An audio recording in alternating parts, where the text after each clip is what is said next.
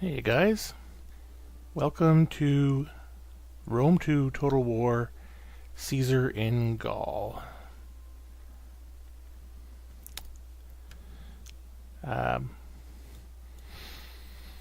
Caesar in Gaul is quite a bit different in some respects and not that much different in other respects to the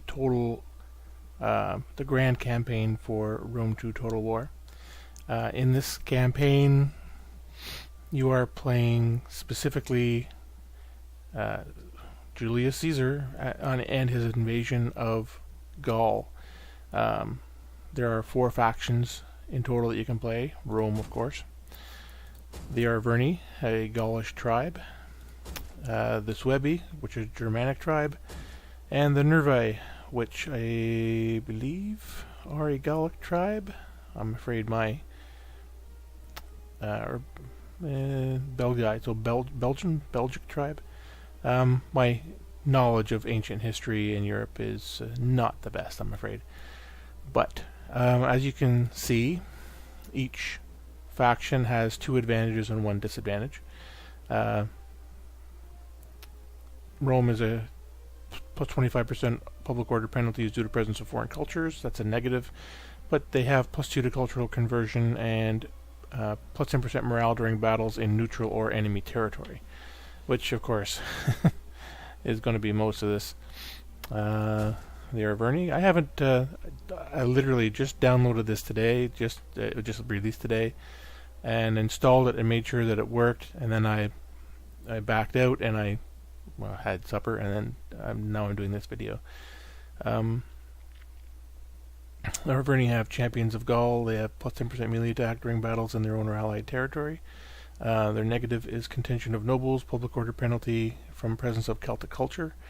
And their Gallic hegemonists, moderate diplomatic bonus with all Celtic tribes. The Suebi, warrior society, plus 1 public order for every war against a neighboring faction. Agricultural constraint, minus 50% wealth from agricultural buildings. They really think of themselves as warriors, I guess. Invaders from Germania, plus 10% melee attack during battles in neutral or enemy territory. And the Nervi. Nervii.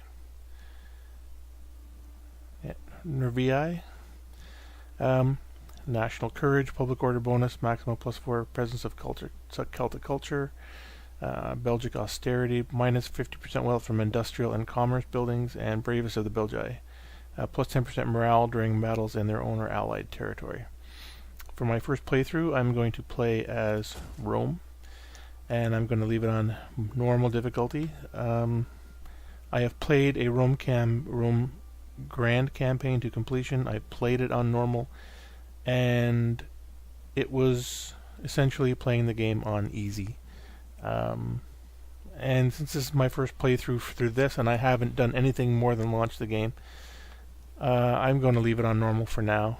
I will, in all likelihood, start a game as a Suebi later and put it on hard and see how much of a difference that makes. I know in the Grand Campaign I have an Egyptian game that I'm playing on hard. I find it much more challenging, much more difficult. You just don't steamroll people.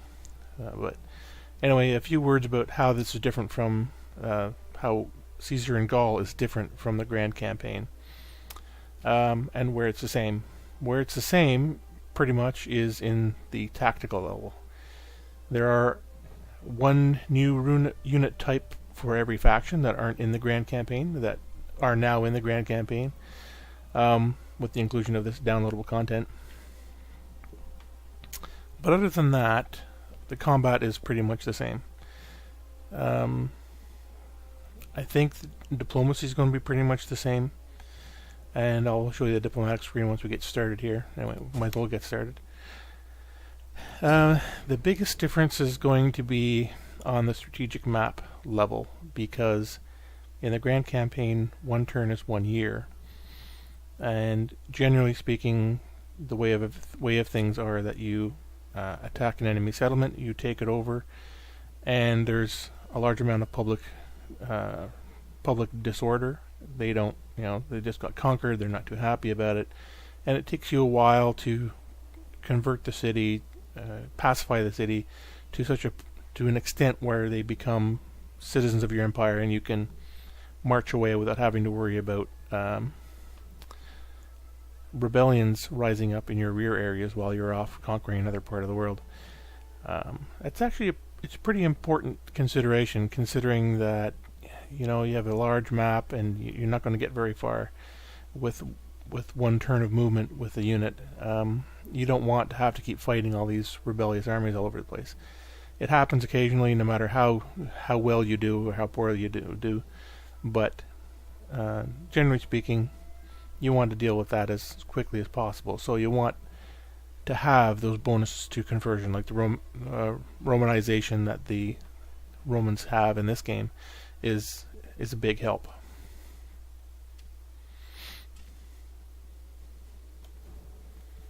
The Gauls. They would rather lie slain in battle than lose the freedom gained by their forefathers.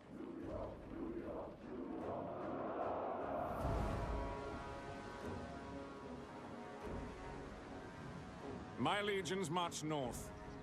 The nights grow long and the wolf grows hungry.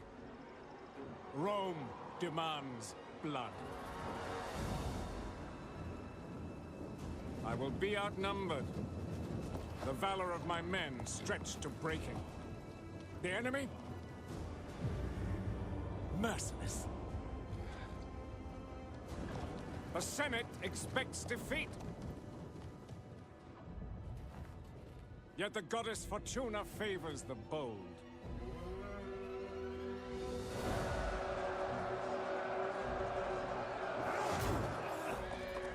They must be divided, scattered, conquered. I will trade their blood for power.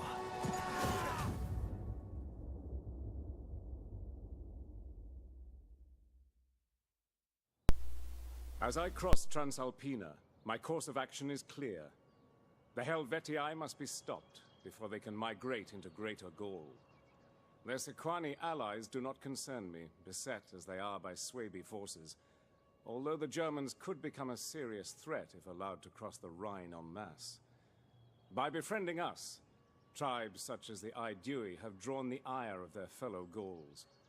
For their own safety, they will submit utterly to Roman protection, as did the Vocontii before them. I will seize our mutual enemies' territories and resources, for the good of Rome and her allies, of course. And by my hand, Gaul will be subdued. There you have the introduction.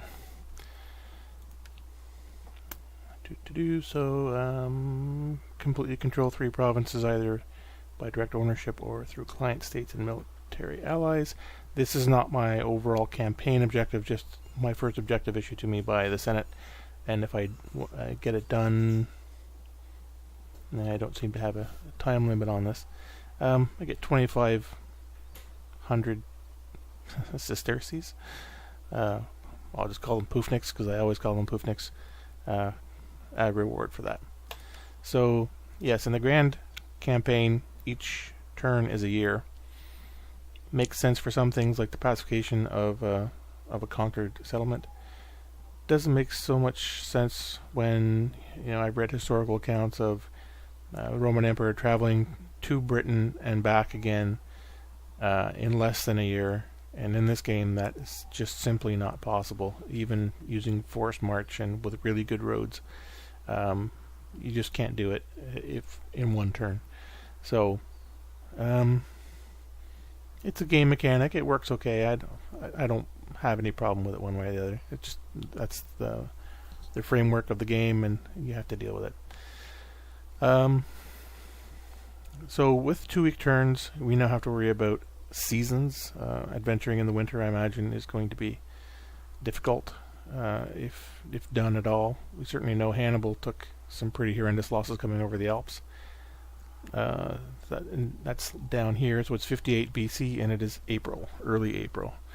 The next icon over is food.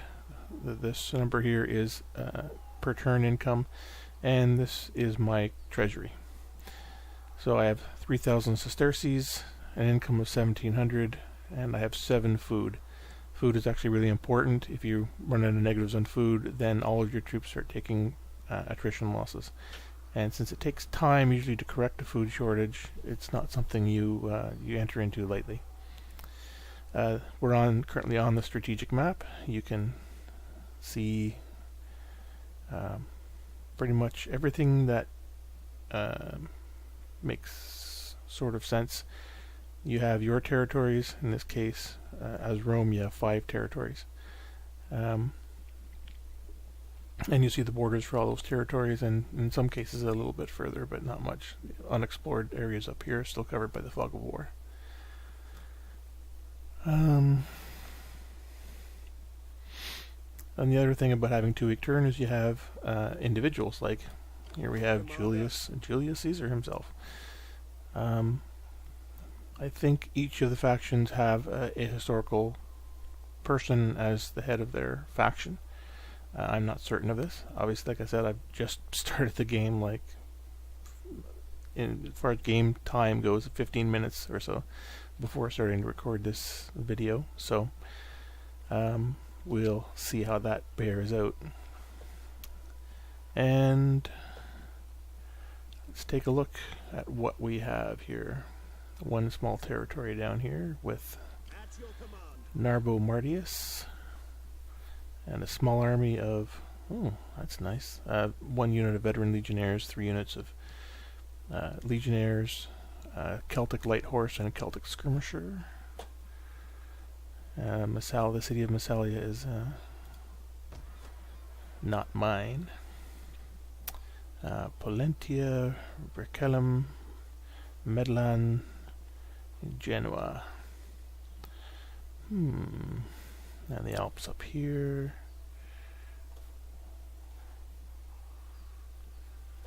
Octoduron. Somehow Caesar managed to get himself cut off. That's a great way to start. Okay, well, the Vaganti are my allies. You can tell by looking at the title bar on their name, Stalkers of Cama Vaganti. It's blue, so they are a ally of mine. If I choose Octoduron as an enemy, it's red, and the Vesantio are neutral.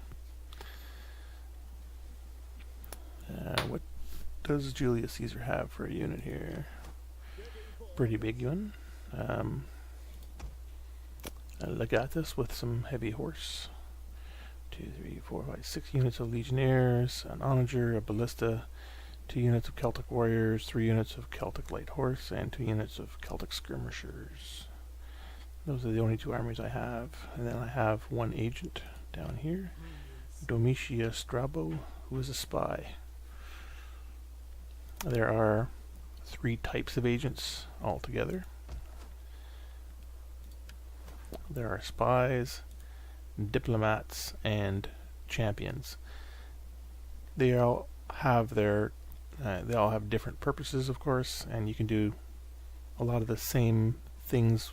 Like the spy, the diplomat, and the champion can all attempt to kill other agents that they see.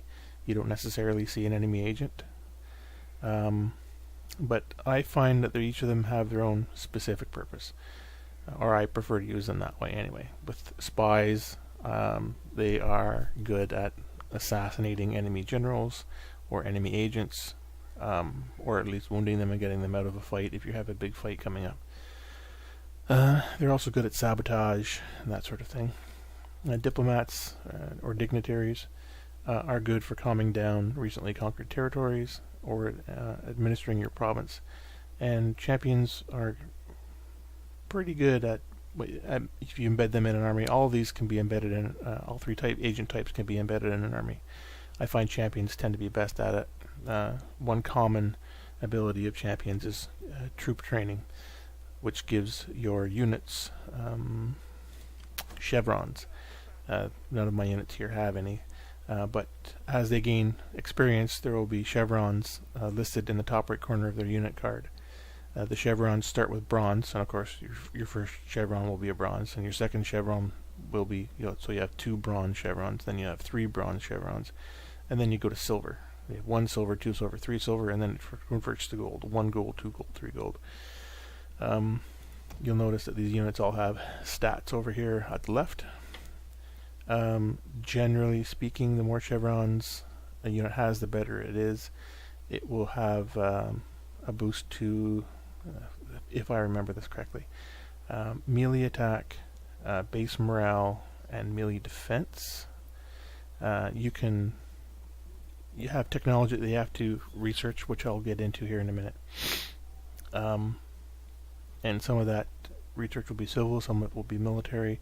Down the military path, there is the ability called engineering, which allows you to build workshops where you can make better arms and armor for your men. And they will give boosts to weapon damage and armor value, I believe. What else do we have? Since we're in the strategic map here, let's take a look at a province. So I clicked on a city, Medellin, and it shows me in the area down here the entire province, of which there are 2 cities in this province. All unit recruitment is done at a provincial level. So if I have an army anywhere in this province and I recruit troops, it will basically pool what training grounds I have here and give you a selection based on what you have built here. Since we're early in the game, individual cities. The maximum number of slots a city can have is 6, and you'll only see 6 when the city is on water, because one area is dedicated toward a harbor. If it's not on water, then there's no need for a harbor. So Medellin will have a maximum size of 5 here, and one area will be taken up by what I call the city center. So right here in Medellin we have a level 1 Roman city, a level 1 public forum, and a level 1 field of Mars. I can upgrade the city to a level 2. I have that technology already. I can upgrade the agorum, or the public forum, to a delicatessen or an amphitheater. I don't have enough money to build a slave trader. I haven't researched the technology. Anywhere that you see these red things in the top right corner, it means you haven't researched this certain technology, but if you mouse over it, it tells you what you need. A library, or a wine trader, or a cattle trader. They, of course, if you see on the left, give you different benefits. So what you want to have happen in a province, or what you want to build in a province, depends on what you want to have happen there. My general rule of thumb when I take a province or a city is I pack it full of public order creating buildings, of which Agora, specifically the amphitheater, is really good at. See, +6 public order and 50 wealth from culture is good for. Also, temples are really good for that. Temples also have good secondary effects, depending on which faction you're playing. They have different effects, but you can have bonuses to. I know in Egypt they have one temple you can build that actually gives you better weapons. So, and Field of Mars can be further specialized into an auxiliary camp or a manipulator barracks, but I have to research the technology before we do that. In the top left corner you see a number, that's the current population of the province, and if you look in the bottom left corner of Medellin, there's a 7 there. So I need a 7 population in Medellin, in the province of Insubria, before I can grow the size of Medellin 1 more square. I could grow Verkellum if I wanted to right now. I think what I want to do, I have 7 food. Food is important, of course. I think I mentioned that already. But I have only 3,000 sesterces and I'm making 1,700 a turn. Well, let's grow Medellin, or convert Medellin into a level 2 city. That uses up practically all of my money. So I no longer have the funds to upgrade any more buildings here. So I'll wait for that. I would like to recruit some troops as well, but Genoa and then Pollentia. Okay, well, I don't have any money to do anything anyway, so look at them next turn. While we're here, let's take a look at my list of provinces. I have 2 contested province, so I only have 2 areas that I can control the complete province. Green food means I have a positive food generation there.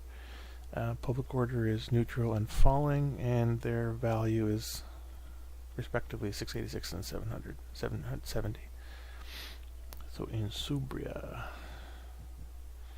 So this is important because let's take a look at, this is our empires. All your statistics are here. There is a political subgame where in the extended campaign where you're actually playing different dynasties, which have different names depending on which culture you're playing. For Rome, it's house, so House Julia. In this case, you have 3 different houses you can play as Rome. You have 3 different dynasties you can play as Carthage. 2 or only 1. I think you can only play the Ptolemaic dynasty in Egypt. Anyway, the point of coming here is number of provincial edicts that can be enacted per turn, 0 out of 2. So I have a total of 2 and I have 0 enacted. And you can only enact an edict on an entire province, and I happen to have 2 controlled provinces. That works out well. So right here you see a yellow face, 0 minus 1, or also down here. If you just mouse over it, it brings up the details. So people here are not particularly happy, neither are they particularly rebellious, but I always like to have my cities as happy as possible. Just even if just to keep the stupid rebellious armies popping up, because when a rebellion kicks in, they get the best troops available to that faction, or they get very good troops anyway, so it can be a pain in the butt. So I'm going to, in Subria, going to get an edict. There are 4 possible edicts. Romanization, commercial stimulation, bread and games, or tax harvesting. Well, I want to make sure everybody here is happy, so it's going to be bread and games for Insubria, and for Liguria the same. Once I get these provinces happier by building some more public forums and temples and whatnot, I will convert that to probably the tax harvesting to generate more income, because that is going to be important. So let's take my spy and I'll march her north to the border of the Helvetii, and I will march Caesar east. Oh, there's an enemy army. 6 units in it. General on noble horse, a Celtic warrior, a light horse, and 3 unknown. So let's try attacking him. For death and honor! And they run away. Okay, well, I'm just going to keep coming down the road. Now you'll notice that he didn't move in to attack the city because he doesn't have enough movement to do so. So next turn I can move in and attack. You also notice that your generals have different abilities. In this case, Gaius Julius Caesar has proconsul Rome. Because he's a historical figure, they basically made him immune to being killed. That's one thing that's kind of annoying in the grand campaign, is your general can,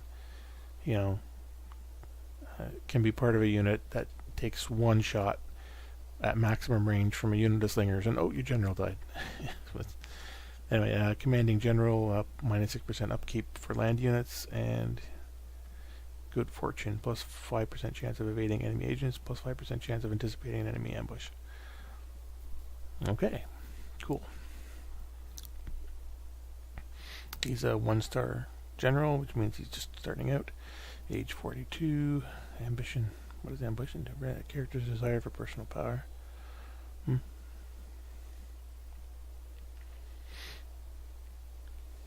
Yeah, 50 gravita.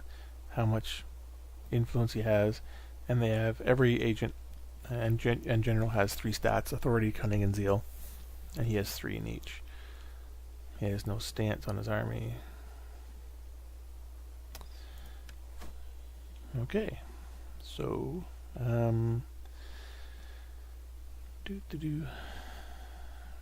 let's take a look at our standings here. They are our ally, Vacantii, and Tolosa are the Volcae, and the Volcae are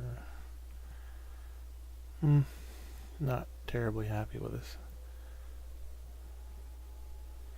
Vacantii are my client state, and they're not happy with us either. Well, that's interesting. Tulingi are unfriendly. Well, the Rimai are friendly towards us.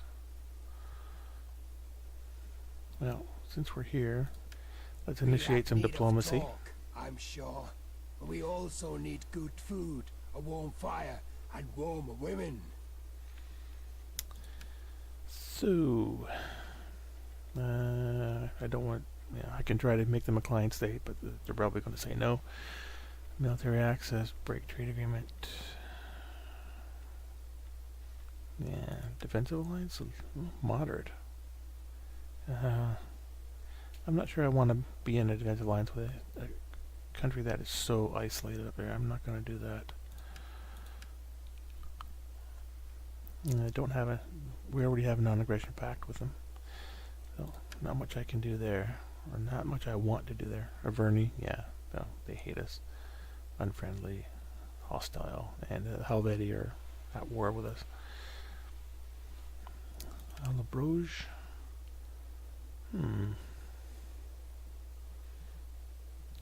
Neutral, let's try... A flapping tongue that speaks without wisdom is not welcome. Be like a spear and have a point. Trade agreement? More trade is always good. I will take word of our agreement and put it before my people. They will feast in celebration. Ayudai. Greetings, friend. I've called for good ale to ease your throat and, ripe women to ease other parts. I can't trade with them. And the Aedui. Sit, friend, and let us talk. No. So, generally speaking, the different diplomatic options have different effects. Once you enter into a military alliance with another faction, that will count towards your... if we look down here at my ultimate objectives, control 28 settlements, either direct ownership or through client states and military allies. So that's one way to gain control of an area without having to go there and fight, which depending on how good your faction is at diplomacy, can be a viable option. And what I tend to do is start with what I call what I think of as the small agreements, the trade agreements and the non-aggression pacts. The longer you have that sort of thing in place with a faction, the sort of more willing they are to listen to you when you ask them for military alliances or military access, that sort of thing. Military access is a really nice one to have if you need to march your army across territory and you don't have military access. It leads to major diplomatic penalties with whoever you've transgressed against. So the Tolosa, I think, are not really happy with this.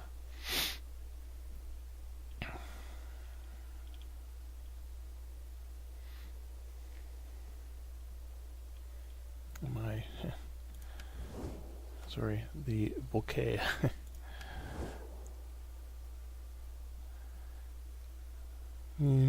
Neutral. They have a -15 cultural version, and they're expansionistic. And if you look on the right, you can see that they are cautious in outlook and treacherous in history. So I really would rather not have to deal with them as allies. And also, they have a walled city. And walled cities are nice to defend against. So my eventual plan for Narbo is to take his army up the road and take on Tolosa. But that is for the future. I want to concentrate these early turns on getting my happiness levels in my controlled provinces up and get my income engine started. Caesar will be taking Octoduron. Octoduron will be an important city for me. And the one reason I'm going ahead and doing this is because he has 2 siege engines, which will help taking the city. And I have no more money to spend. I do need to select a technology. This looks the same. You have 3 areas of military technology to research and 3 areas of civil technology to research. But you have to unlock the basic at the top. 1,000. Ooh, you have to buy some of these with money. That's different. In the Grand Campaign, you research these and it just takes time. You can build temples and libraries that increase your research rate, reduce the amount of time it takes to research some of these things. As you can see here, land management gives us 3 food, enables the building of a farm. Farms are really good at generating food, and I would like to get my food up immediately. I don't have the 1,000 to adopt Mark Antony. Mark Antony +2 Imperium? What does that mean?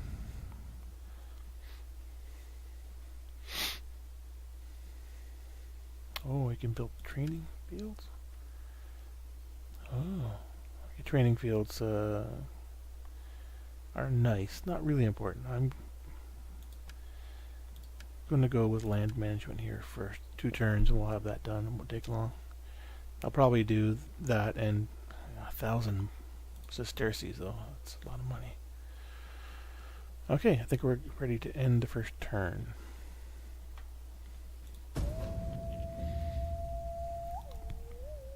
Oh, did they come out after me? Oh, they're shadowing me.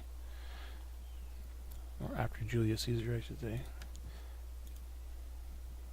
So let's go back here to Medlan.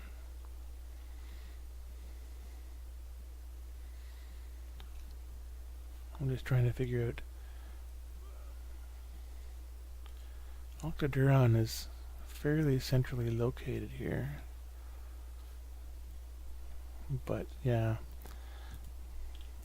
Okay, I want to keep this province under control, so I'll make an amphitheater here. 728, not much left there. Let's build up our forces down here. How much does it cost to recruit?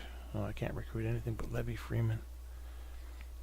That's a basic Celtic spear unit, 300 sesterces to hire. Oop, no, I don't want that. Okay, didn't spend the money. Yeah, they're not very good. 310 to hire and 80 a turn to keep 80 men in the unit. Yeah. I don't think there's much else I can do, though. What about the Massalia? I know Massalia is an important city. Oh, well, they're I give you welcome. military access, non-aggression, and trade agreement. So they're our friends for now. Hopefully they remain reliable. I don't really have any money to do anything again. Do one thing and you're done. Okay, so let's attack Octoduron.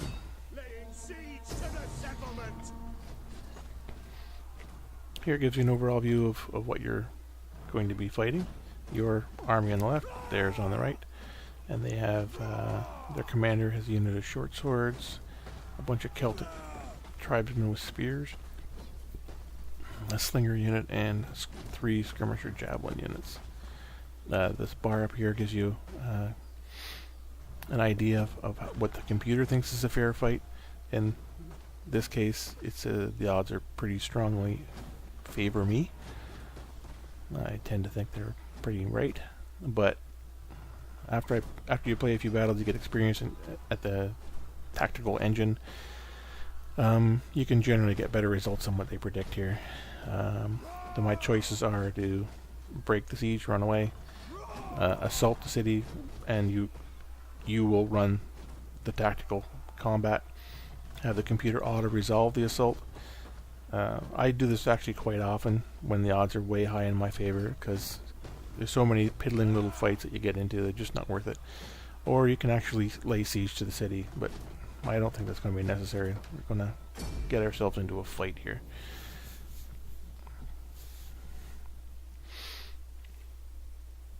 So the units that I have are 1 cavalry, 6 legion, 6 units of legionnaires, 1 onager, 1 ballista, 2 Celtic tribesmen with swords, 3 Celtic horse, and 2 javelins. Those Celtic light horse are pretty much useless as far as I can tell. They're good for running down units that have already broken, but good for reconnaissance, of course. Yeah, so at the beginning of a battle, it'll give you weather conditions, and I do not want to fight in the rain, so I'll wait. And now it's dry. You have three attempts to check the weather, so I'll start deployment. And you'll see we have portable ladders here, and I have 2 legionnaires and the 2 Celtic warriors attached to those. I do not want those because I have siege engines. So let's group my guys together here.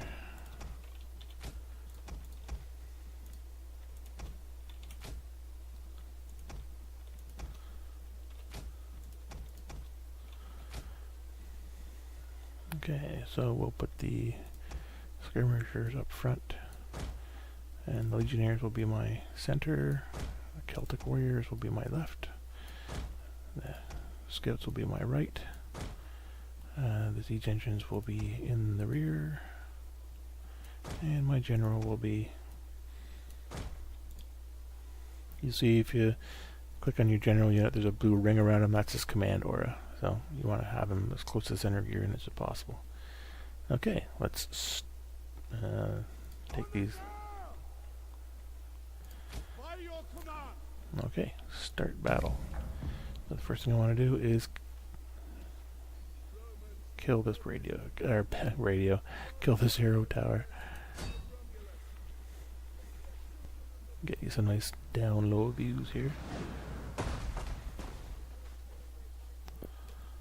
And they miss.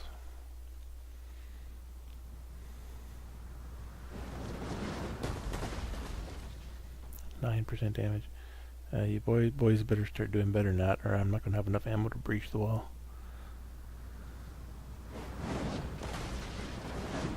That's better, 37%.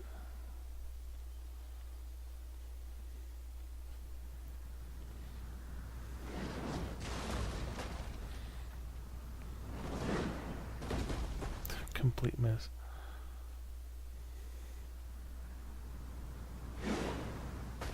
Another complete miss. Oh.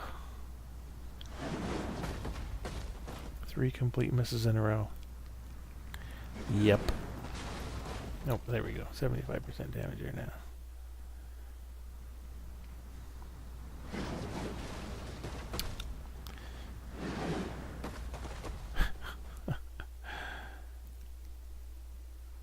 You know, boys, I rely on you siege engines to do things for me, right? And destroying arrow towers is one of them. Okay, good. Now, let's take out this wall if we can. Half the ammo expended just taking out one tower. Crap.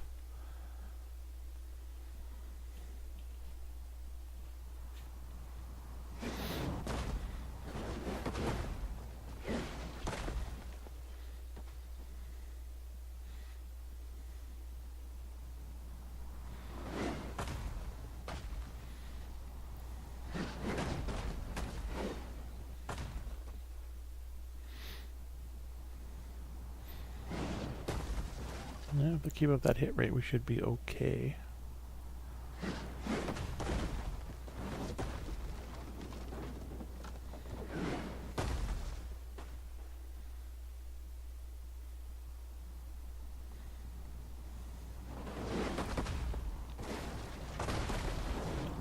There we go. Let's make that breach a little wider.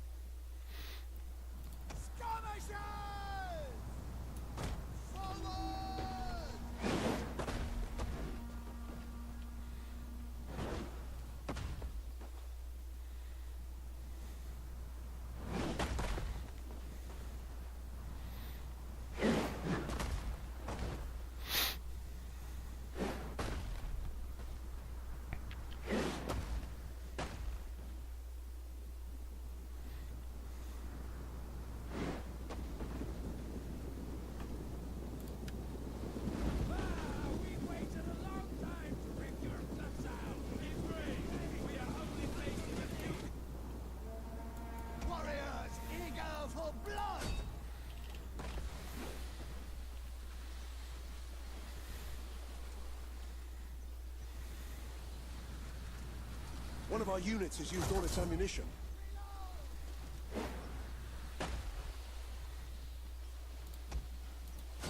Go, boys. Really? Okay, one shot left.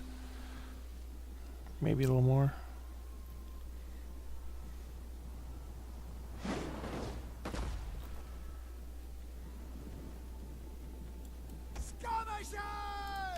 One of our units has used all its ammunition. Really? Holy mackerel. Okay, let's run my Celtic warriors up. And my legionnaires. And don't imagine my cavalry will need to do anything, but I'll just put them...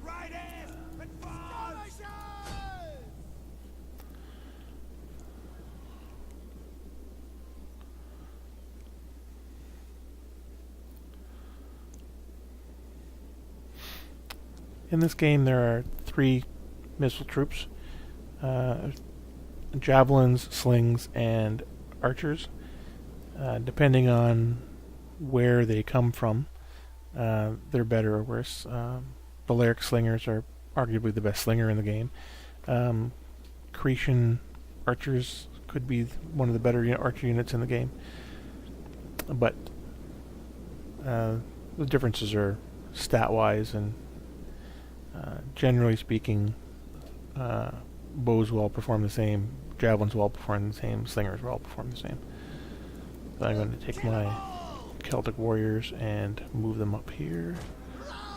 I'm going to take my legionnaires and one of our units has used all its ammunition. Move them up here. And give them, attack them, and get them to attack them. Javelins do the most damage, have really good armor piercing, but have the shortest range. Archers have better range than javelins, but do less damage and have less armor piercing. And slings have the longest range, the most ammo, and do the least damage. And have only a little bit of armor penetration. Okay, 3 Roman legions up here. Oh, no, just 3 boys. I said 3 legionnaires up here. Thank you.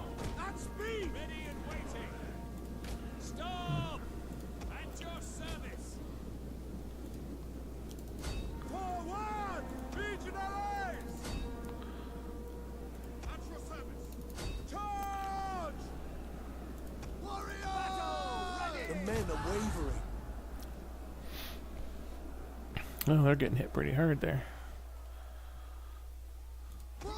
What the hell happened here?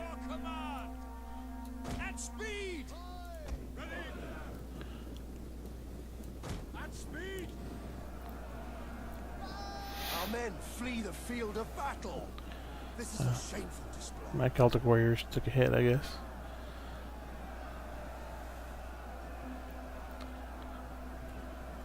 Legionaries! Gonna take these two guys back here. Quick march! Take these three over here. Just these three.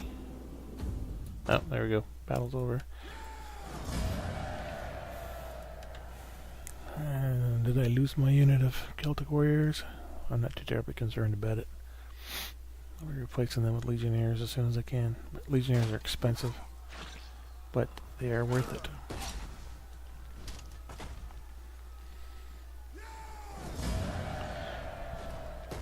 So I have conquered the city. I have a choice of occupying, looting, subjugating, or raising. Subjugation option is only here because this is the capital city for this faction. But I don't want to do that. I want to occupy. We hunger for battle. And my general gets an increase in rank. So this was the home city for the Helvetii. There are two Helvetii armies out here, and you'll notice that they have these red skulls above them. That means they're suffering attrition because they have no city to call their own. I want to take my spy and embed her in the army. That will get her some experience. And what can I do with 728 sesterces? The answer is not much. Suburbia, but I want to put a farm there. So we'll wait. My income over the next couple of rounds will go into upgrading Octoduron. Caesar is not going to be moving out of there for a while. You'll notice here where the units took casualties, they have little green plus signs on it. Means that they're recouping their losses. Oh wow, that Celtic skirmisher took a lot more losses than I expected. This game, I really, really enjoy it. But the tactical game really needs that you need to have a certain skill set that most people do real-time strategy games have, and I do not. So I'm not that good at the tactical battles. So yeah, end turn, I think. Caesar has a skill I have to assign, so yes, let us do that. And detail, I don't have anything in the household to add here. He's not married. I'll make him commander.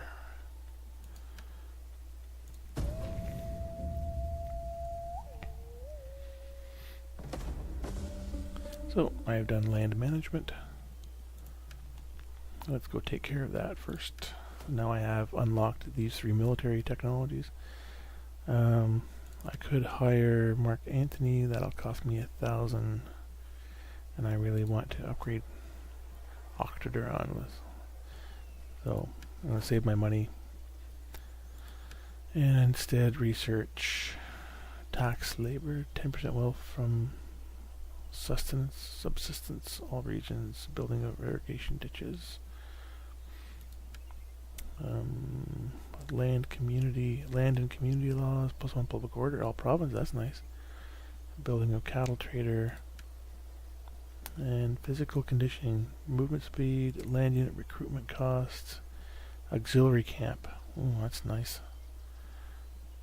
What do I get after that? Mercenary auxiliaries, recruitment costs. Oh, and then engineering. Yeah, I like this one a lot. Campaign map movement range. Melee attack skills. This is a good. Multilingual. Field surgery. Common weights and measures. Hmm.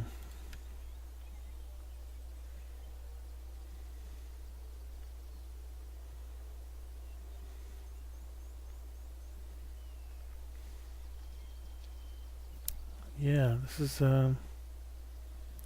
is wealth generation.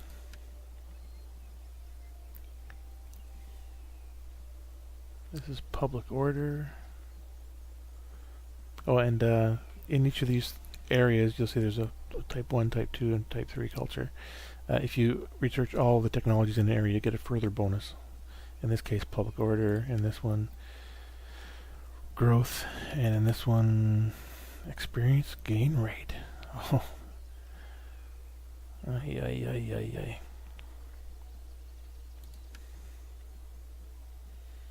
Yeah. I've got legionaries, and they're very good. So, yeah, let's do this and get my income up so I can afford more legionaries.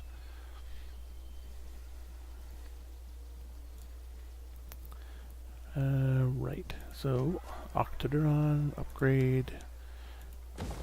I have 1,500 left.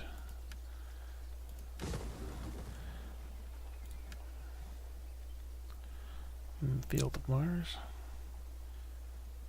Yeah, I think this is going to become a forward military base.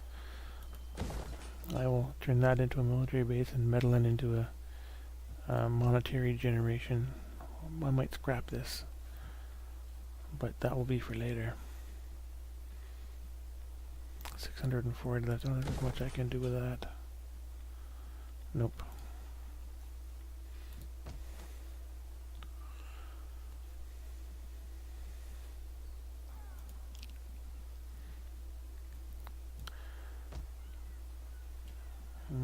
Yeah, I should. They're at 0. I really need to get some more public order over here as well.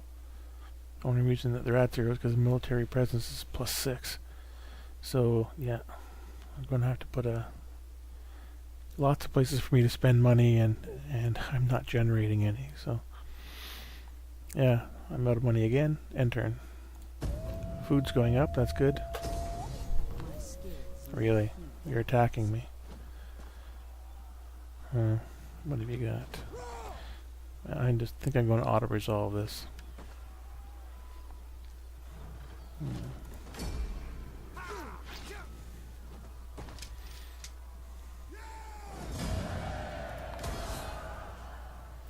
Seems kind of brutal to kill captives, but one of the mechanics in the background are that the slaves that you capture kind of get distributed around your cities and become generate money for you, but the more slaves you have, the more unrest that they create. So I want to keep my slave unrest to a minimum as well. So military traditions, Legio 1 Gallica have become a rank 2 legion. Bacanti are at peace. My spy has gone up a level. Oh, they walked right by me? Oh, that must be the remains of the... yeah. Where could they go? Vercellum.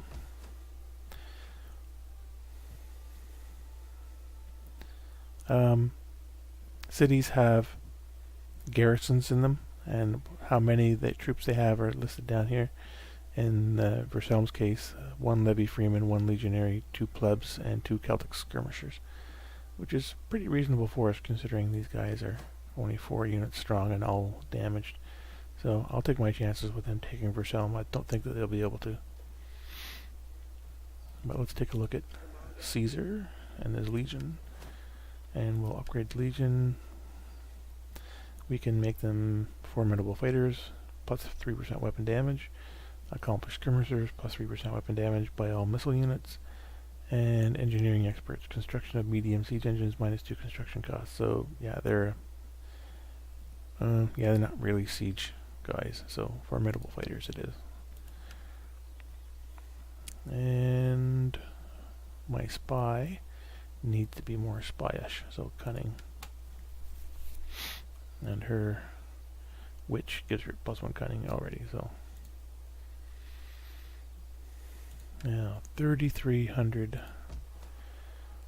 Let's I want to keep the people happy, so I'll put a gladiator school in there eventually. And over here at Vercellum, we'll upgrade this to a Roman village. And I'm out of money again.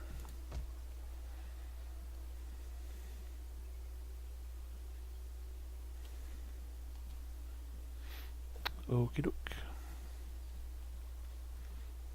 Turns go by really quickly. Where are we here? We're late May. Now we're early June. The needs of my people are simple.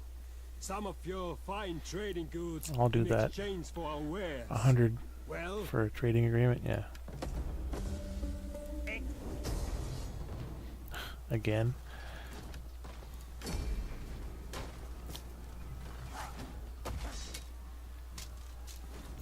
AI tends to do this.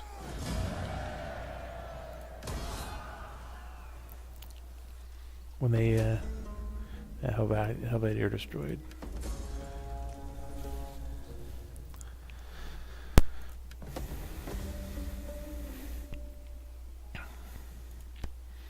So yeah, I didn't in Vercellum. I didn't. I expanded the city, but then didn't build anything, so the slums were created. So I need to destroy the slums again, which costs me 500, and I'll make a. Yeah, I'm down on the food again, so we'll make another farm there. 1600. Oh yeah, I need to build a temple over here. So here are all the temples. Neptune, Mercury, Mars, Vulcan, Sacred Grove, Jupiter, and Minerva. Minerva gives a good public order bonus and bonus to research rate. Sacred Grove gives the best public order and Latin cultural influence. Jupiter, a good public order, a very good cultural influence, and a security against all agent actions. Mars, the weakest public order bonus, but plus 5% unit morale on recruitment and plus a security against zealous agent actions. Vulcan, wealth, industry wealth generation bonus. Mercury, wealth from all sources. Neptune, wealth from maritime. Plus 5% wealth from all sources. Yeah, Shrine of Mercury it is. And I'm broke again. Does it take long to go through the money? But this is early game. Well, the replenishment rate is not as good in this game as it is in the Grand Campaign. Oh, anywho, this is going to be a let's play. We got one battle in. I'm just going to end the turn here. Oh. He's got another skill. General, more authority, and unit recruitment cost bonus. Well, reduction in cost. So I'll end this turn, and then I'll cut this video short here. I'm going to be doing a let's play out of this to see how far we get. So I'll be cutting this video short here and picking it up again in a bit after I check out a few things. I'll see you guys later.